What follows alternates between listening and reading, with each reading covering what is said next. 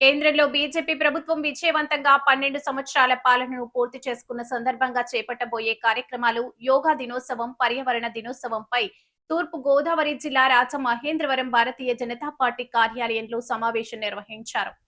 జిల్లా అధ్యక్షుడు పిక్కి నాగేంద్ర అధ్యక్షతన జరిగిన ఈ కార్యక్రమంలో ముఖ్య అతిథిగా అనపర్తి ఎమ్మెల్యే నల్లమల్లి రామకృష్ణారెడ్డి పాల్గొని పార్టీ శ్రేణులకు దిశానిర్దేశం చేశారు.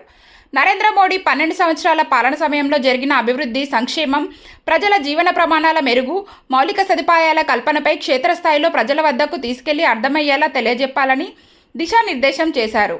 ఈ సందర్భంగా రాబోయే రోజుల్లో దేశవ్యాప్తంగా నిర్వహించనున్న అంతర్జాతీయ యోగా దినోత్సవం, అలాగే పర్యావరణ పరిరక్షణను చాటే ప్రకృతి దినోత్సవం కార్యక్రమాలను జిల్లాలలో పెద్ద ఎత్తున నిర్వహించాలని, ప్రజలను భాగస్వామ్యం చేయాలని, ప్రజల్లోకి మరింత వెళ్లాలని పిలుపునిచ్చారు. ఈ కమిటీలో సభ్యులుగా అడబాల రామకృష్ణ, క్షత్రియ బాలసుబ్రహ్మణ్య సింగ్, కొయ్య వెంకటలక్ష్మి, పవన్ వ్యవహరిస్తారని తెలిపారు. ఈ కార్యక్రమంలో బీజేపీ జిల్లా ప్రధాన కార్యదర్శులు, రాష్ట్ర స్థాయి నాయకులు, వివిధ మండలాల అధ్యక్షులు, నాయకులు పాల్గొన్నారు. అది జిల్లా అధ్యక్షులు రాష్ట్ర నాయకత్వంతో మాట్లాడి నిర్ణయం చేస్తారు. అదేవిధంగా 8 నుంచి 14 వరకు ప్రతి జిల్లాలో 500 మంది ప్రతిష్ఠ వ్యక్తుల్ని కలవాలి అనేది కార్యక్రమం పెట్టారు. అంటే మన ప్రాంతంలో డాక్టర్స్ ఉంటారు, లాయర్స్ ఉంటారు, వివిధ రంగాల్లో నిష్ణాతులు ఉంటారు, పర్యావరణవేత్తలు ఉంటారు, సామాజిక కార్యకర్తలు ఉంటారు. ఇటువంటి వారందరినీ కలవాలి.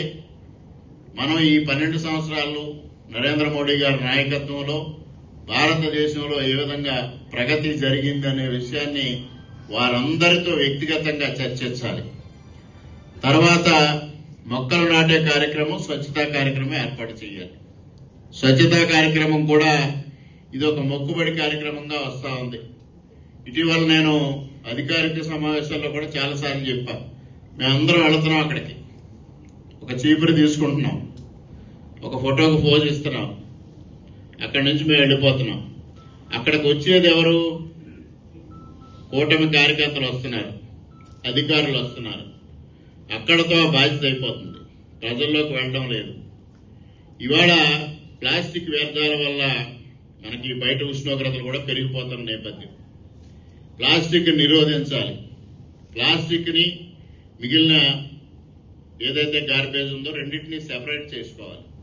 గృహస్థులు ఆ బాధ్యత తీసుకుని ఎక్కడికక్కడ సెపరేట్ చేసినట్టయితే ప్రభుత్వం కూడా దానిపైన ఇప్పుడు చర్యలు తీసుకోవడానికి ముందుకెళ్తా ఉంది. ముఖ్యంగా మీరు ఒకటి ఆలోచన చేయండి. బయట విదేశాలకి మన దేశం నుంచి వారి పిల్లల్ని చూడడానికో లేకపోతే విహారయాత్రకో ఒక 4 మాసాలు 5 మాసాలు వేరే దేశాలకు వెళ్ళొస్తారు. అక్కడ చాలా డిసిప్లైన్డ్ గా ఎక్కడా పేపరు రోడ్డు మీద వేయకుండా, చెత్త రోడ్డు మీద వేయకుండా అక్కడ మెయింటైన్ చేస్తారు. అక్కడ సిస్టమ్ అంతా ఫాలో అవుతారు. మరలా 6 మాసాల తర్వాత ఇండియాకి రాగానే మరలా యథావిధిగా ఇదేదో మన జన్మ హక్కు అన్నట్టుగా ప్రతి ఒక్కరు కూడా చెత్త అంతా రోడ్డు మీద వేసుకుంటూ, రోడ్డుని పాడు చేసుకుంటూ వెళ్తాం. ఎందువల్ల ఈ విధంగా చేస్తున్నాం అంటే అక్కడ ఒక డిసిప్లిన్ అలవాటు చేశారు, పెనలైజ్ చేస్తున్నారు. అక్కడ మనకి ఇది ప్రజాస్వామ్య దేశం,